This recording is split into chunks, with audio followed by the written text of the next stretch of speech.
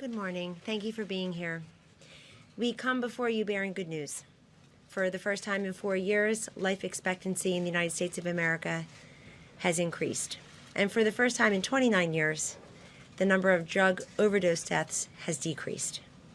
This has not happened through coincidence, it's happened through causation. It's owing in large part to a whole-of-government approach to treat the whole person, led by President Trump, First Lady Melania Trump, and really the entire administration. Nearly 70,000 of our fellow Americans died from an overdose last year, and 48,000 of those involved opioids.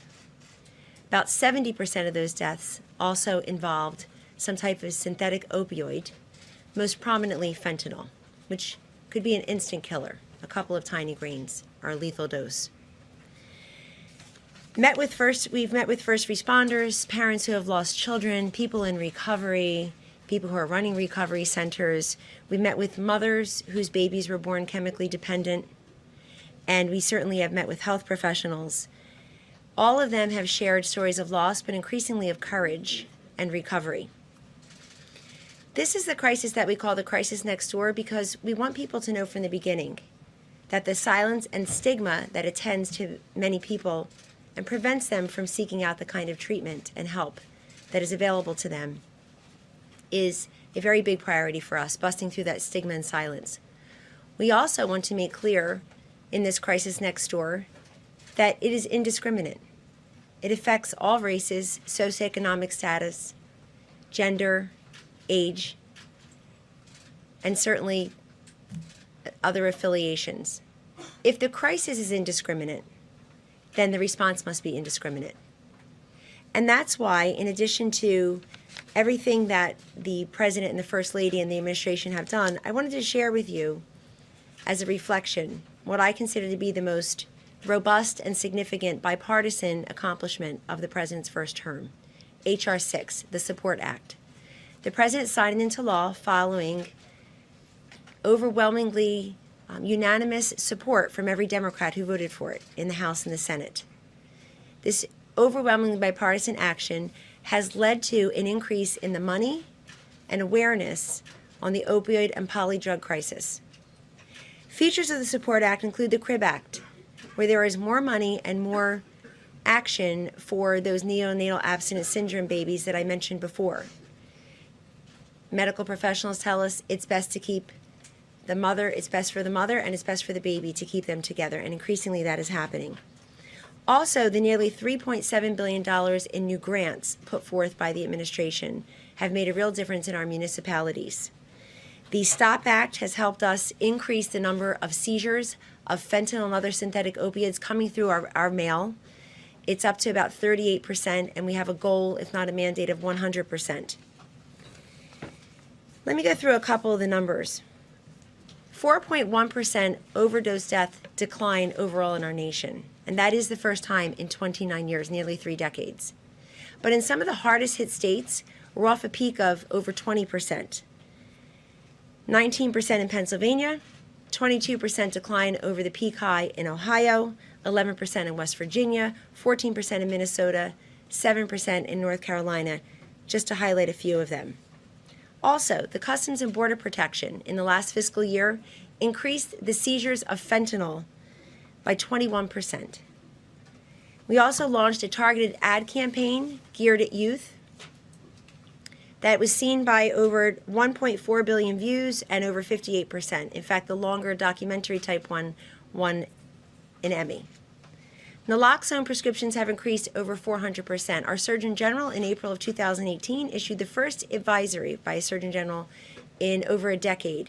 And Dr. Adams said at the time, we need to have naloxone more available to our first responders, to our health professionals, to our school systems, libraries, YMCAs, and the rest, but also to each and every one of us. The Surgeon General says if each of us were to carry naloxone on our person, we too could be part of the solution, reversing these overdose deaths by administering this overdose reversing medication. Last night, Congress passed a 15-month extension of the current emergency scheduling of fentanyl analogs. This is a critical tool for law enforcement because it allows them to continue to detect, analyze, and handle safely and effectively this very lethal drug. In our effort to focus on prevention, education, treatment and recovery, law enforcement interdiction, I'm also happy to report that we have record back-to-back collections on Take Back Day. And I do want to credit our partners like Google, who have been incredibly helpful to us in raising awareness and action among the public in understanding how to safely and broadly dispose of your unused, unneeded, expired drugs. In addition to Take Back Day, the prescriptions of high-dose opioids have fallen by over 32% since the president came into office. If you need the pain medication, it will be there. But people are walking around with what's left from a bottle of 30, 40 pills, and that's when some of the peril begins. In addition, we launched findtreatment.gov, a completely overhauled tool for every American to access so that they can customize finding treatment for their needs. You can customize it by age, by geography, whether you're a veteran, by LGBT, certainly by gender. And this promotes quality over quantity. When you type it in and you customize it, you can find treatment centers that are best for you. Maybe you need to be there for a short amount of time. Maybe you need to be there inpatient, outpatient. Maybe you need to be there a longer amount of time. You can customize that quite confidentially. From 1999 to 2015, the government reported a 20% reduction in our workforce due to opioid and other drug abuse and addiction. 20% decline over 16 years. I'm happy to report that because we've invested over $100 million in displaced worker grants across 17 states in the Cherokee Nation, those numbers are moving. We are trying to treat the whole person, not just check a box. We got you in drug court, we got you in drug treatment. Isn't that terrific? It's really terrific if we can then help them acquire employment, education, skills, training, and certainly housing on their way to full recovery. There is so much more work to be done. We're very pleased that the overdose deaths have declined, but 68,000 of our fellow Americans died last year from drug overdose. That's 68,000 too many. If you look at the Super Bowl this coming Sunday, that number could be represented by every single seat with 3,000 left over at the Super Bowl this coming Sunday, just to give you the actual enormity of the problem. We will continue to fight this every single day, and we will continue to make the investments of money, of time, of education.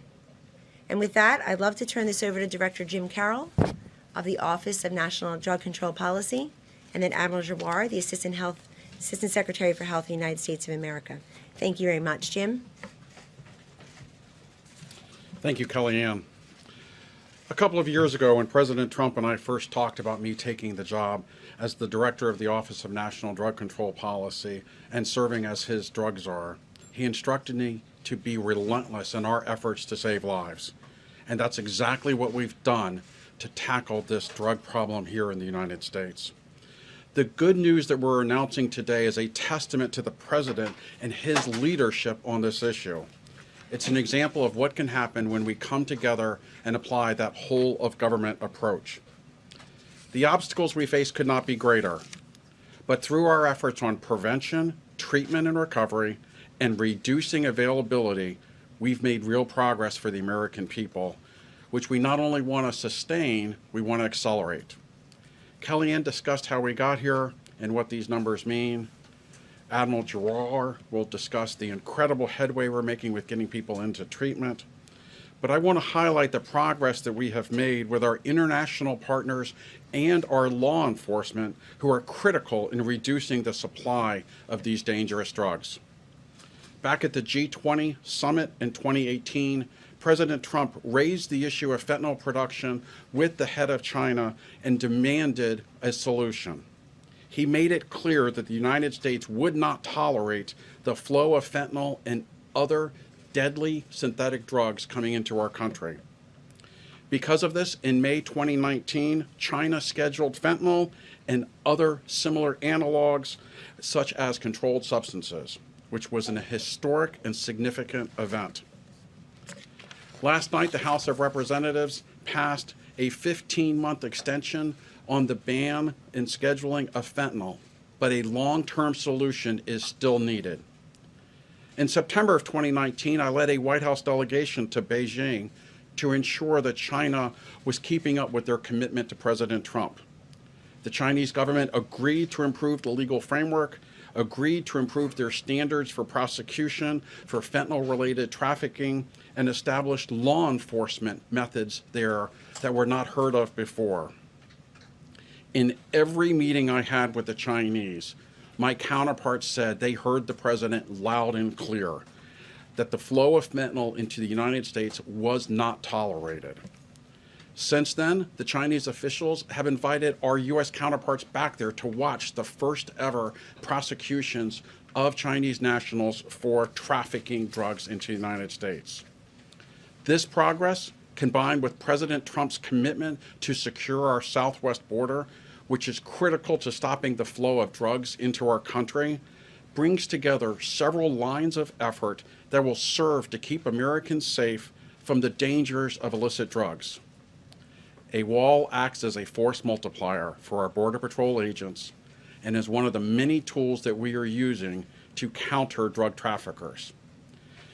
Taking the steps towards the humanitarian crisis at our southern border has also been critical to keeping those drugs out of the country.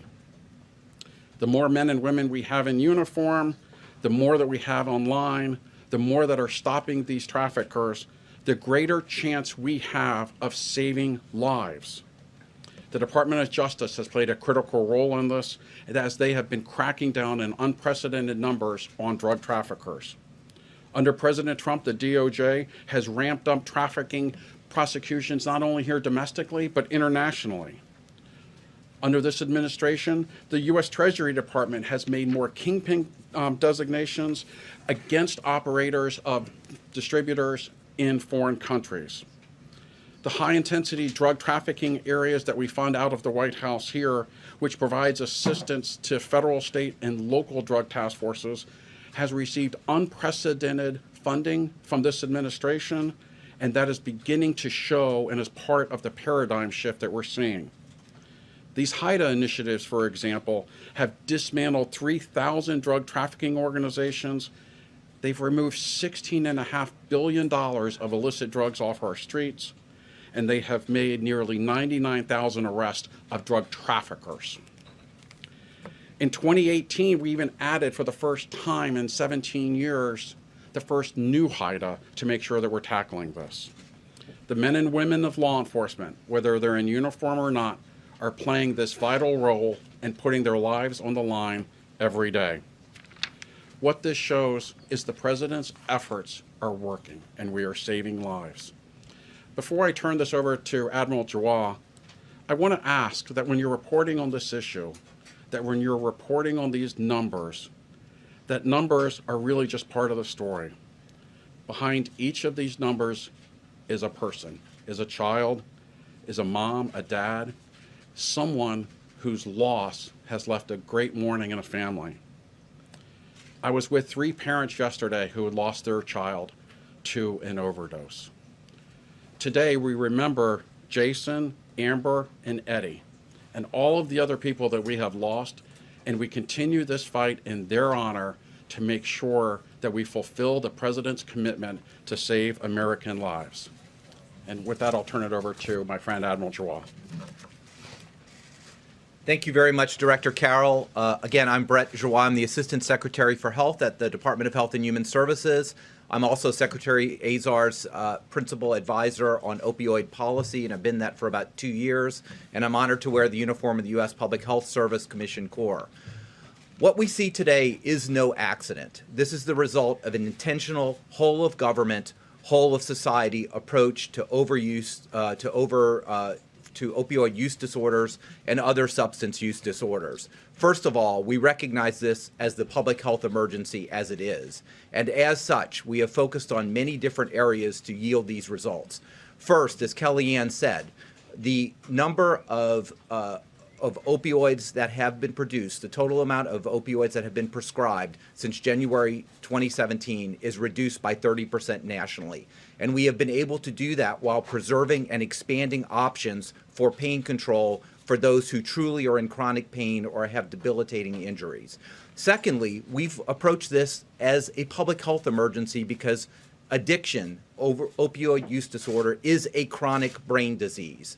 We have unprecedented numbers of individuals who are now receiving treatment. Our estimates are over 1.3 million individuals are now on medication-assisted treatment, and they are also getting the psychobehavioral support and wraparound services that they need. You heard about naloxone, very, very important because everybody deserves a second chance at life. You have the power. I hope all of you in the media carry naloxone with you. It's very easy. You can save a life, give a person a second chance. This has resulted in, as you heard, a 4.1% decrease in the number of deaths and a 4.6% decrease in the actual overdose age-adjusted mortality rate. Very important. Couple comments on the overall longevity. I have been shocked. Everyone in the public health community has been shocked that over the 3 years previously, our longevity has decreased.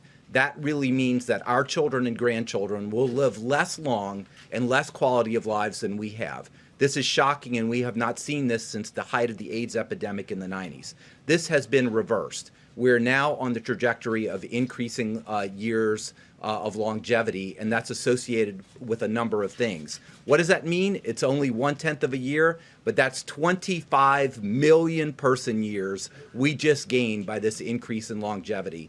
And the good news is the preliminary data from Q1 and Q2 of 2019 is our mortality rates continue to drop. Now, I want to talk about all the health and human services issues like treatment, like prevention, but I do want to mention the social determinants of health are very important. There was a nationwide study in December published in JAMA that highlighted what we all know. When an auto plant closes, opioid mortality rate among the young goes up 85%. We have to keep our eye on those socioeconomic issues and everything that we're doing to increase employment, increase opportunity. These all directly affect the rates that we see and that we celebrate today. And the final thing is we are not taking our foot off the gas. We understand that this is a dynamic issue, opioid use disorder, other use disorders, and it's being fueled by transnational cartels. So we are going to keep working together. We work weekly, daily together across the government to make sure we continue a whole of government, whole of society approach. Thank you. Other questions? Kristen? Kellyanne, a couple of questions. How should we think about this moment? Is this in fact a turning point? As you point out, the rate is still very high, but do you see this as a turning point? I have a couple of other ones. Sure. I'll have my colleagues speak to that as well, Kristen. It's a turning point, and we hope it becomes a trend. So what we're doing is working, and it is a multifaceted approach. So I can't say it's just law enforcement and surveillance or Customs and Border Protection. It's just a new treatment locator. It's just Take Back Day and more education that tiny little bottle that bears a label of the family doctor and local pharmacy that was prescribed to help someone could in fact be very dangerous in the wrong hands, or even in your own hands if you're the prescribee, if you use it for purposes other than why it was prescribed. So we want to keep and redouble our efforts.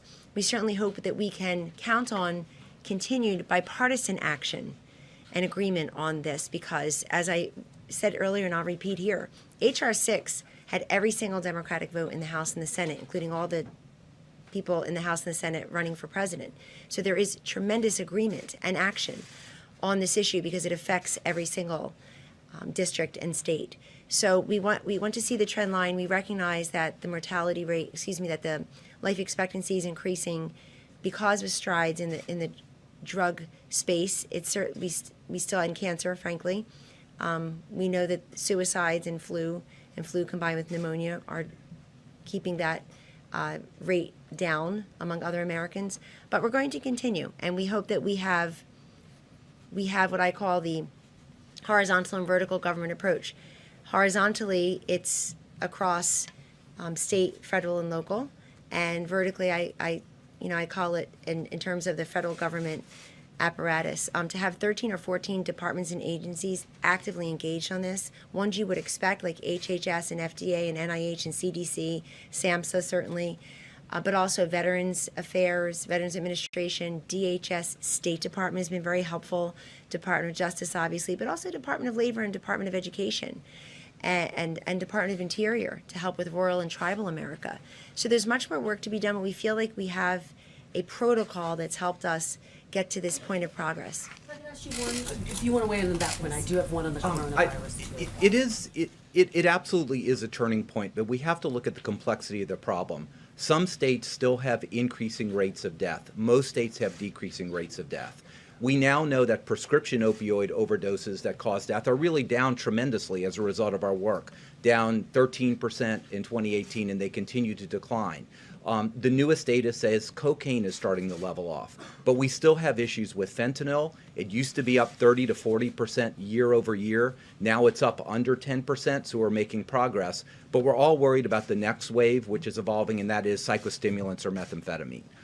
Those continue to increase across the nation. They're being driven almost entirely by transnational Mexican cartels, and we have been on that problem for about a year right now. So yes, we're at a turning point, but this is a dynamic, rapidly evolving crisis. And Just to follow up, I think one of the things that can make this a turning point is for this to give hope to those people that are suffering from an addiction, for them to be able to come forward and realize that there is in fact life-saving measures that they can take and that we can help them to get on the path to recovery.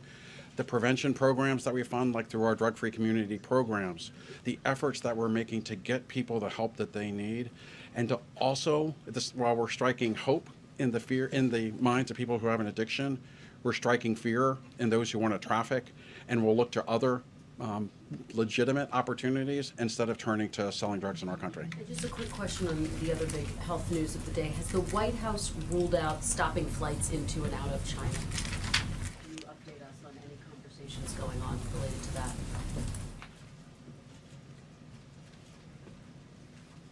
So there's a new task force that's been created. It's being led by Secretary of Health and Human Services Alex Azar. As you are probably aware, the president was briefed yesterday in the Situation Room. I've been a part of those staff level briefings, senior staff level briefings, and I won't make an announcement about that right now. I will say that we're all very relieved and happy and heartened to see what happened with the flight of the 201 or so Americans who landed in Anchorage and then California. So we will continue to monitor the situation, as you know, and I think that Secretary Azar had a few interviews just this morning, maybe address this as well. There's a second flight next week? Is that- I don't want to comment on that. Okay. I just have sort of two. I wanted to follow up on that one. Do you know whether the president has spoken to President Xi about this situation with the coronavirus? But I also have a follow-up on fentanyl and the overdose deaths. Well, the president has tweeted about his about President Xi, I believe last week or maybe earlier this week. You can see that obviously we've offered assistance, and obviously we are also monitoring the fact that other countries now have cases. And in this kind, I think that's all I'll say right now. The CDC director and Dr. Fauci, they're all very involved. And Admiral Giroir, maybe you want to address that, or you don't. So we are monitoring. The president is briefed daily on this, and yesterday in the Situation Room. So I'm going to leave it at that. Okay, so and my follow-up on the issue of overdose deaths, as you mentioned, fentanyl is up, and there are a number of other overdose areas involving drugs that are up as well. I'm not asking for a silver bullet, but if you were to pick out 2 or 3 pieces of policy that might bring down those numbers, what would it be? So let me say that not only does it make common sense, but the academic community has proven that there is no such thing as a silver bullet to this issue. That there has to be multimodal approaches that span prevention, that span treatment. And again, I'm a pediatric intensive care doctor. I use fentanyl every day on suffering children in the ICU in microgram quantities. This is coming into our country in hundreds of pounds, thousands of pounds potentially, so we have to have a law enforcement component. Overall, I would say we have to treat this as a public health emergency, which we do. Addiction I rather use use disorders as a more appropriate term, is a chronic brain disease. Once you have that chronic brain disease, it is very difficult, but it's possible to treat, but it requires medication treatment and all the supporting services we have. So a combination of prevention, stop it before it happens, get people into treatment, and that's reduction of stigma across the board. This is a disease, you need treatment, and then again, all the kinds of follow-ups that we're doing on a national level. Kellyanne, can you speak to what the administration believes, what more the administration believes needs to be done to address this crisis? Particularly, what should we expect to see in the president's forthcoming budget in terms of any additional programs? Sure. Well, thank you, Zeke, for your interest in the issue. We're very happy that last night, I mean, really at the 11th hour, because it was set to expire February 6th, but the Congress took action. It's disappointing that 86 Democrats, I think, voted against extending the fentanyl analog scheduling. That honestly is a no-brainer, especially when you consider that they were all on board with the larger compilation of dozens and dozens of bills that became H.R. 6 that included several different focuses on fentanyl, reduction, handling, analysis, and the like. So we hope that we can, again, notwithstanding anything else that's happening, count on everyone to belly up and help. I think we also need to Admiral Giroir's point, we're all obviously very concerned about what we consider to be the fourth wave now of the drug crisis, meth. And we hear from law enforcement routinely that whereas they're whacking the moles of fentanyl more and more, up pops meth more and more. And I think to some extent heroin as well. One thing I would say is in the states that have the Good Samaritan laws, where if I'm driving the car and my friend is overdosing, perhaps I have also used with that friend. In the past, I basically pull up to the emergency room and the bluing friend starts rolling out the door and I pull away because I'm afraid of being prosecuted. That doesn't happen in many of these states now where you won't be prosecuted. In fact, both people will go in and try to get some services. So I think so much of it is education. And I think the incomplete or underwhelming coverage of this issue is probably something I would want to solve with you, in that we talk about so many things that don't affect 72,000 lost lives, and then if you draw the concentric circles around those lost lives, the dozens and dozens or hundreds of people who are affected beyond that one lost life. So I think it's also making sure that law enforcement, which includes Customs and Border Protection, includes local law enforcement, sheriffs, includes our ports of entry, and then between our ports of entry, where increasingly last year, Customs and Border Protection did interdict these poisonous drugs. I think respecting the fact that making sure they have more respect and better resources, and also I think for all the things that we're teaching our kids in the formal curriculum in school today, I'm speaking as a mom of 4 school-age children, it would be terrific if on a volunteer basis even, educational programs like this were more incorporated into the formal curricula and or for after-school programs or with the local law enforcement or health professionals. This should absolutely be included because they are in the line of peril, all of them. This is indiscriminate.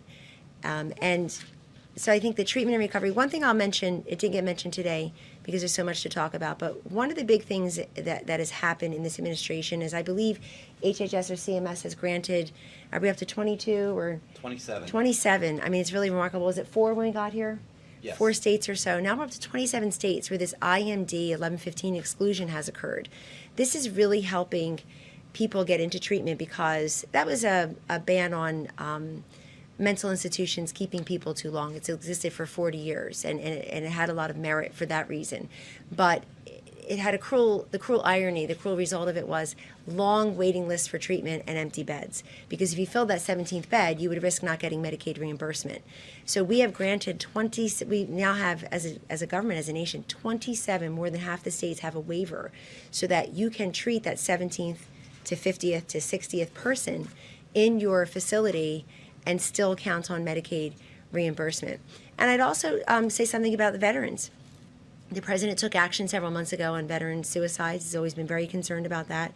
We are taking action as a government also on opioid and other drug misuse disorder among our veterans.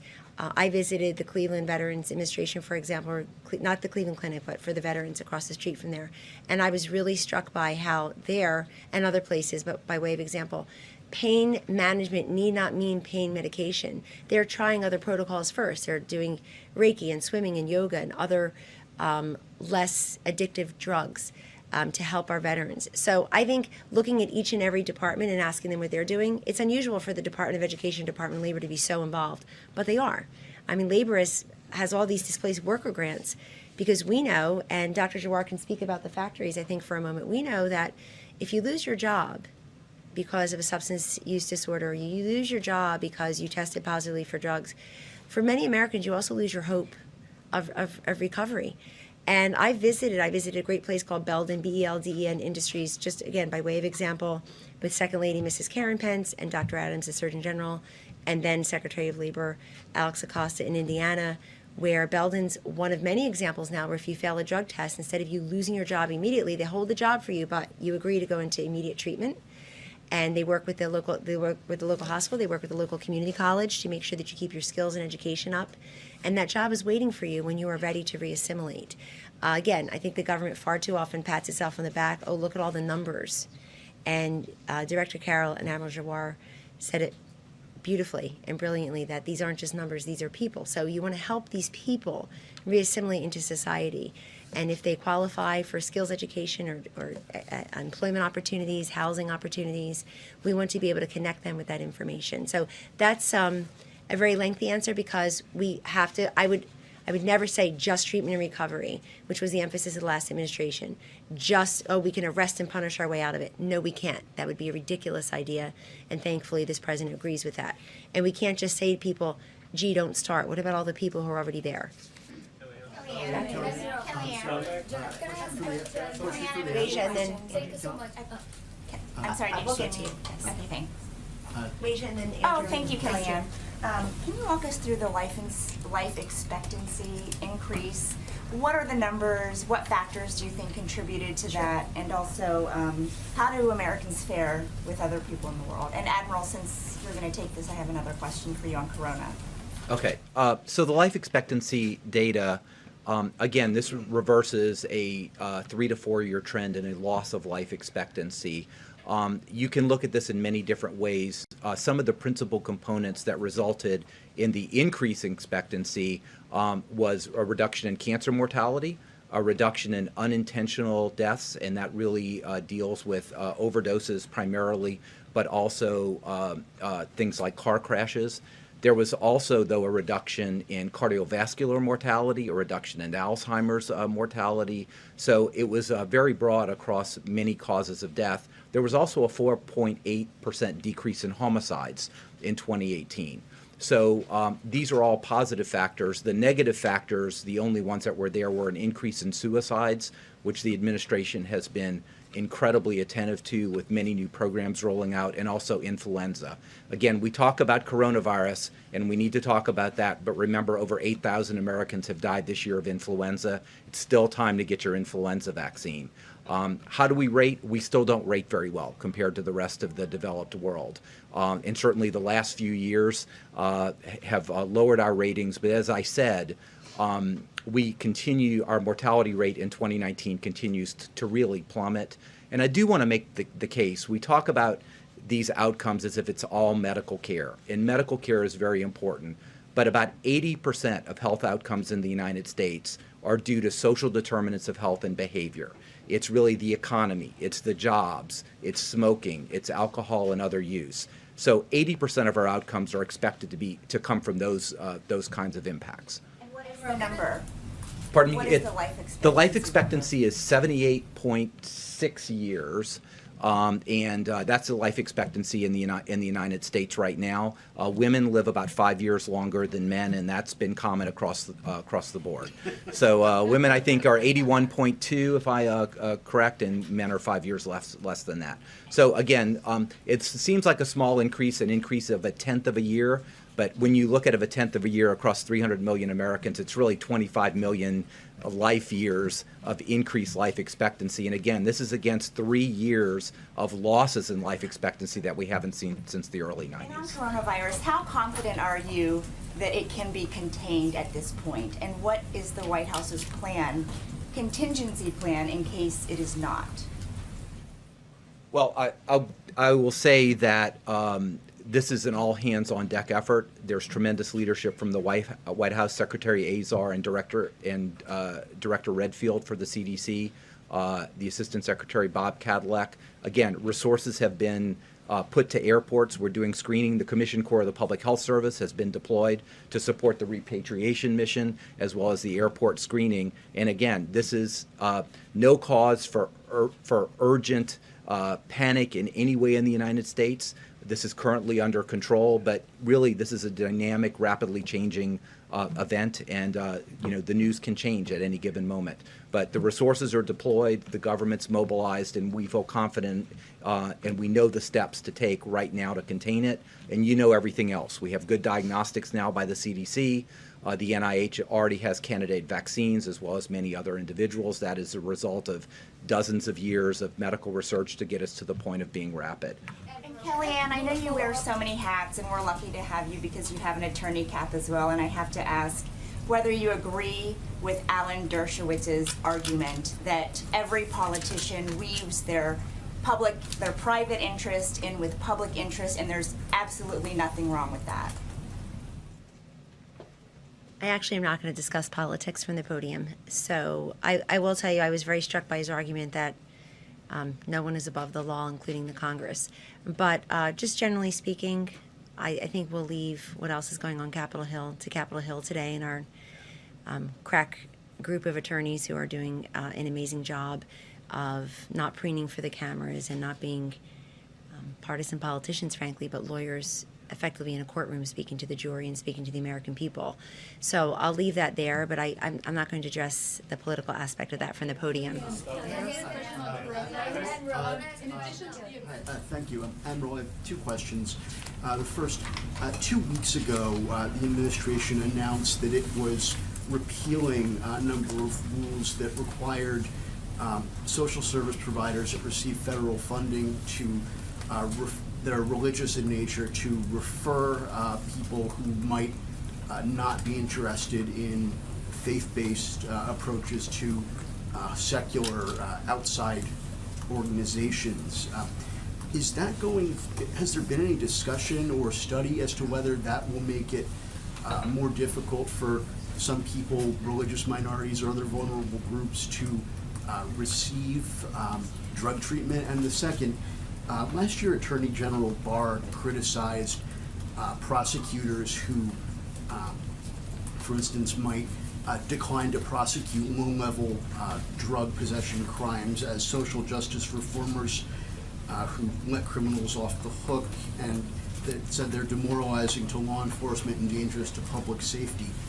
Is that disdain for declining to prosecute low-level drug crimes in favor of steering people into treatment consistent with the scientific literature?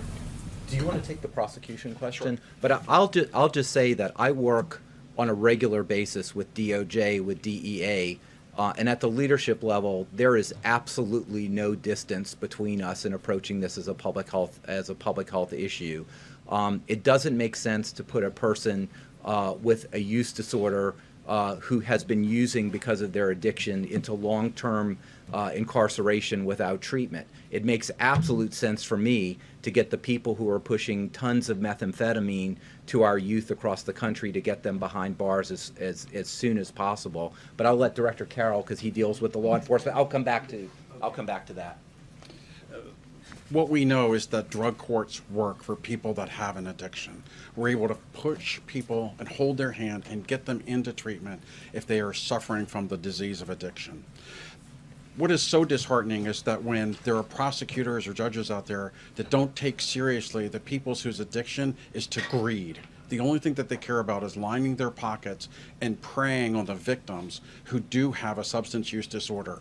Those are the people that we need to target. That's what the Department of Justice is doing. That's what our top-notch prosecutors across the country are doing. And those are the people that need to be in jail. The people who have an addiction, we support with record funding from the White House, national drug court programs across the country, and putting them in federal courts as well to make sure that people who have an addiction are not the ones that are going to jail. And just to comment, I want to make it clear that this administration stands to treat all people who are in need. I have the privilege of running the Ending the HIV Epidemic presidential priority announced at the State of the Union last year, and we provide care to everyone, regardless of who they are, where they are, what circumstances they are, and we'll continue to support that. That is the humane thing to do, and that is the position of the administration. The referral requirement, wouldn't that make it more difficult for some people to seek treatment if the only treatment facility in their area is a faith-based one and they won't refer to somewhere that it might be more comfortable? So we work with all communities. I think faith-based providers have an important component in this, particularly in wraparound services. For opioid use disorder, MAT is the standard of care. But MAT alone, if you don't have a job, if you don't have a place to live, if you don't have a welcoming community, is not going to be the entire solution. So all those things are important. We'll continue to study every policy and make sure there are no adverse events. But again, we want everyone to be treated. That's the core administration policy. Kellyanne, another follow-up question on the evaluation. If I could just add one quick thing to Andrew, I just, again, would point you to findtreatment.gov also. We worked on that for years, and it's the first overhaul. If you go back and look at it previously, we can show you the difference. It basically just generated quantity. If you put in your zip code and say, look at the 400 facilities you can go to within 500 miles, and people would shut it down because like, well, how do I find the one right for me? You can customize it by any number of criteria, whether you're a veteran, male or female, LGBT, inpatient, outpatient, temporary, longer term, type of insurance, if you're on Medicaid, Medicare, private insurance, no insurance, for example. So I would also point you to that because that is a new tool for every American to access, and they are doing it. Yes, ma'am. Thank you so much. It's a question for Admiral about coronavirus again. I want to know how high do you think is the risk of coronavirus spreading in the U.S.? And if do you think this could be a global emergency since we just saw the numbers surpass the number from SARS in 2002, 2003? Well, it's really hard to take theoreticals because it really is a rapidly emerging and a rapidly changing environment. There has been, at least of this situation, the sit rep this morning, there's been no person-to-person transmission within the United States. There clearly has been person-to-person transmission in China, but there has been no person-to-person transmission. There's extensive screening, appropriate quarantine, and isolation that is currently going on, and we certainly hope that continues. But to sort of project what's going to happen over the next couple of weeks, again, it's a dynamic situation. All the resources are in place. The situation rooms are in place. The operation centers are in place. We have CDC deployed.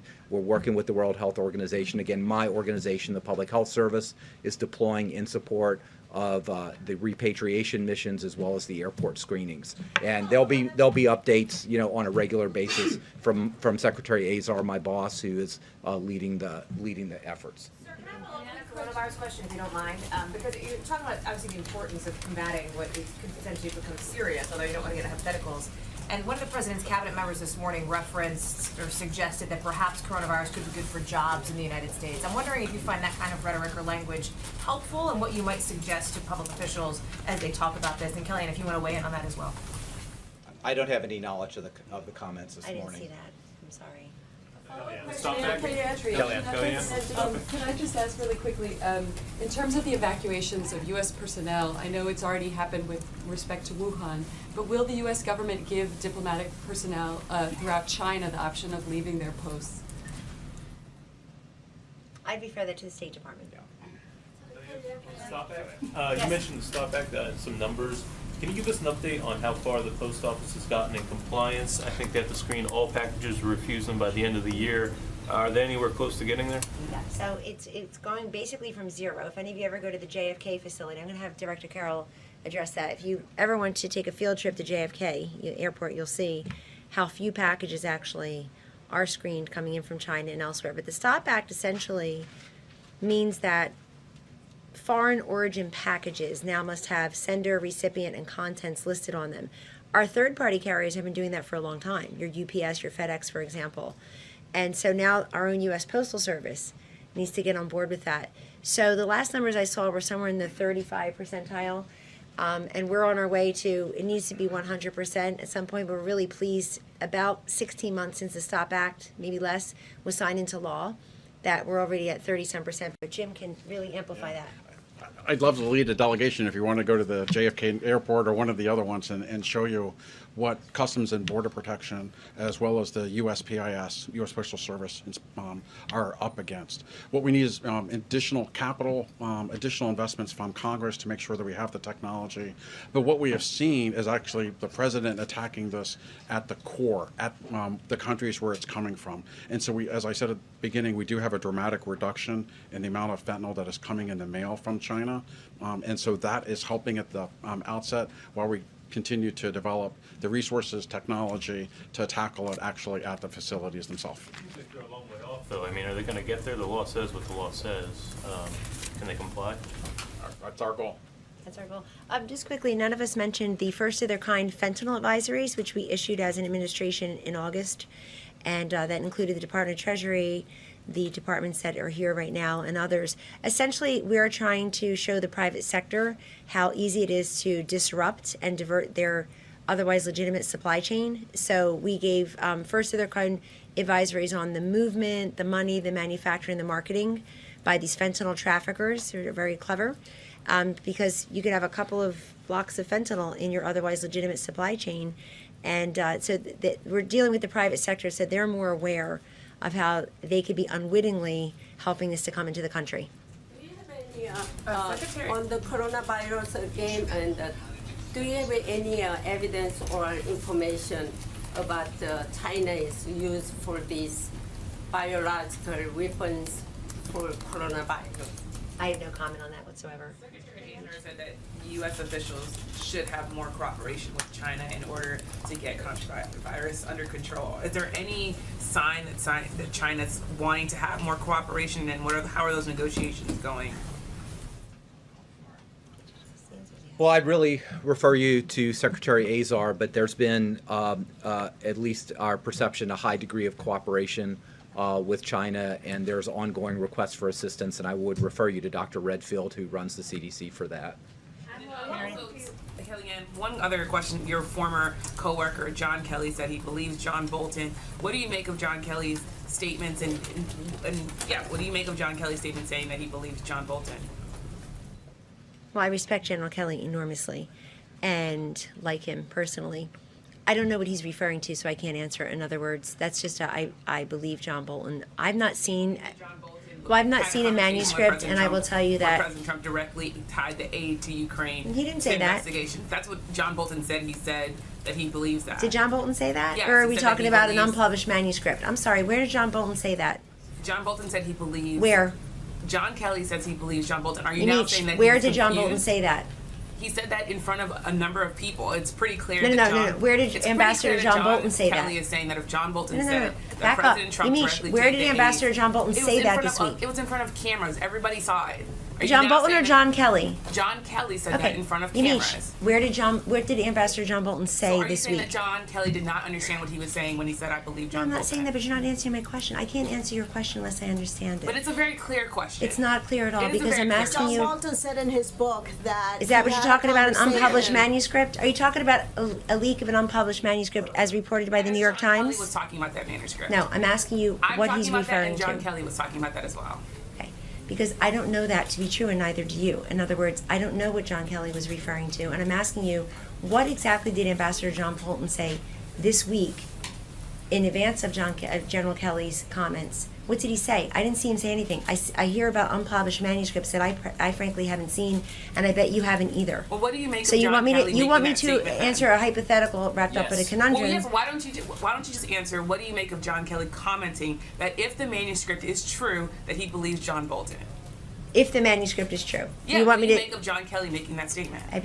you want me to answer No, it's hypotheticals not a wrapped up in hypothetical. it? It John is Kelly hypothetical. commented and said, "I believe John Bolton." What do you make of John Kelly saying those words? I don't make anything of it. I don't make anything of it. You don't make anything of it. No, but I will tell you, particularly by NBC and MSNBC, you guys couldn't stop I work day for after PBS News I know Hour. where you work. Day after day, you appear there plenty, and I think you're paid by them. But day after day after day, day after day after day, you know what you talked about with John Kelly? That he was on his way out. He was going to be the next one to be fired.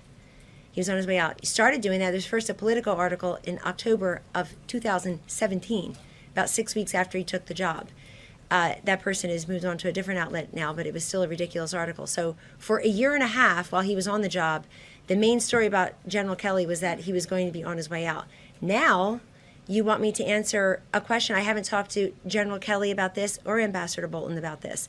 And I'm not going to comment, particularly from the podium in the press briefing room, on a leaked, unpublished manuscript that I haven't seen. I hope it doesn't include classified information.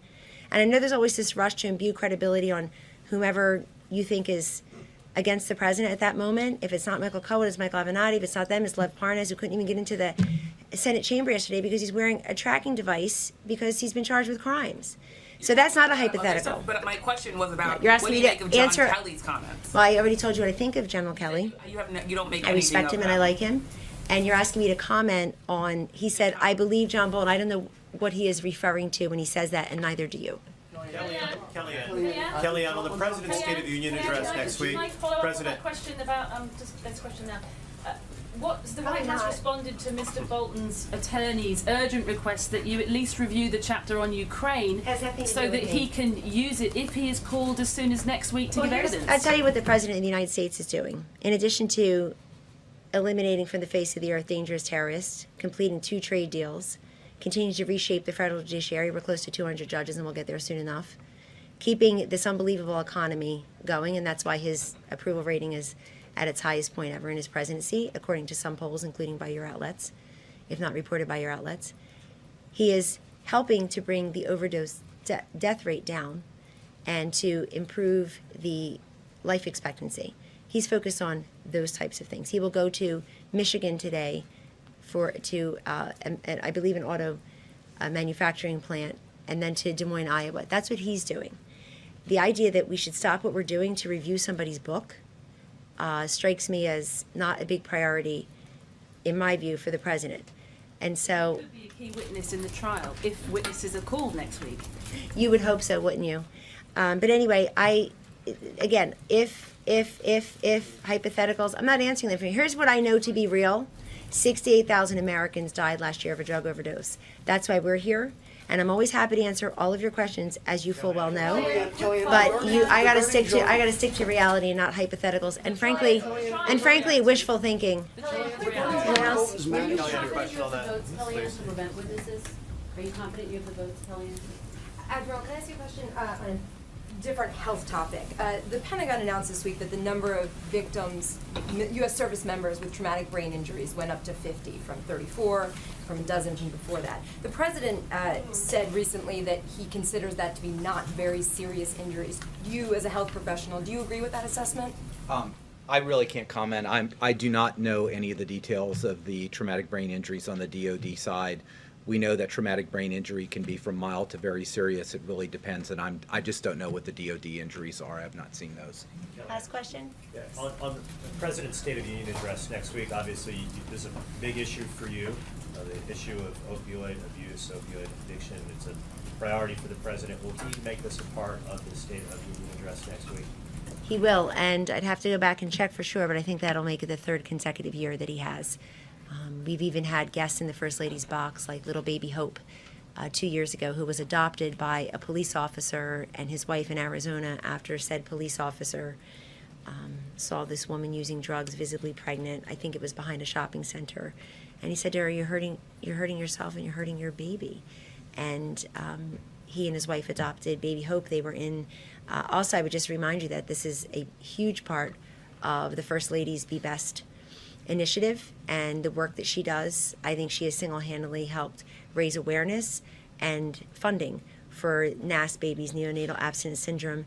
And happy to report, while we're talking about a decline in overdose deaths, we also see a decline in some counties in the state of Maine and across Appalachia in the number of neonatal abstinence syndrome babies either being born or in fact getting into treatment right away.